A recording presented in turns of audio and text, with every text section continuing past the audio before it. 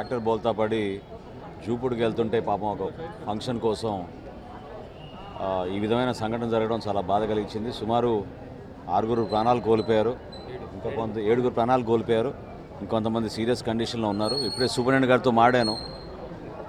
మొత్తం 32 మందికి గాయాలైనాయి అని చెప్పారు. మల్టిపుల్ ఇంజరీస్, ఫ్రాక్చర్స్ సుమారు 21 మందికి సీరియస్ గాయాలైనాయని ఇప్పుడే చెప్పడంతో మేమందరం కూడా జనసేన పార్టీ నుంచి వచ్చి పరామర్శించి సూపరింటెండెంట్ గారిని మేము రిక్వెస్ట్ చేశాం. అవసరమైతే పార్టీ నుంచి ఎప్పుడు మేము చేసే సేవా కార్యక్రమంలో భాగంగా బ్లడ్ డొనేషన్ కానివ్వండి లేదా ఎటువంటి సహాయం అయినా సరే మేము సిద్ధంగా ఉన్నామని ఆమె దృష్టికి తీసుకెళ్ళాం. ప్రభుత్వం కూడా దీని గురించి స్పందించాలి. పాపం చాలా పేదవాళ్ళు, వాళ్ళు పడుతున్న బాధ ఆవేదన వర్ణాతీతం. కొంతమంది ఈ సంఘటన వల్ల ఇంత ఒత్తిడి వచ్చింది కాబట్టి హాస్పిటల్లో కూడా ఇతర పేషెంట్లు కూడా పట్టించుకునే పరిస్థితి లేదు ఇక్కడ. సో ఖచ్చితంగా జీజీహెచ్ ఒక స్థాయికి ఎదగాలి.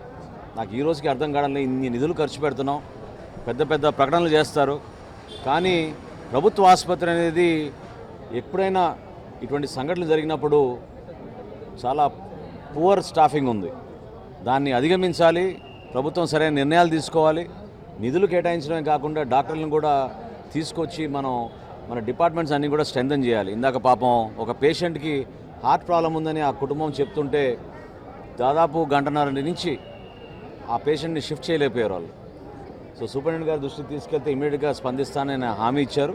తప్పకుండా మేము పార్టీ నుంచి అండగా నిలబడతాం. ఇదేదో విమర్శించడానికి కోసం కాదు, కానీ ముందు ఈ కుటుంబాలు వాళ్ళ ప్రాణాలు కాపాడేటట్టు ఎవరికైతే గాయాలైనాయో తక్షణం వాళ్ళకి చికిత్స అందించాల్సిన బాధ్యత ప్రభుత్వానికి ఉంది, ప్రభుత్వ ఆసుపత్రిలో ఉన్న సిబ్బంది అందరికీ ఉంది. మేము పార్టీ నుంచి కూడా ఖచ్చితంగా ఆ కుటుంబాలకు అండగా నిలబడతామని ఈ సందర్భంగా తెలుపుకున్నాం.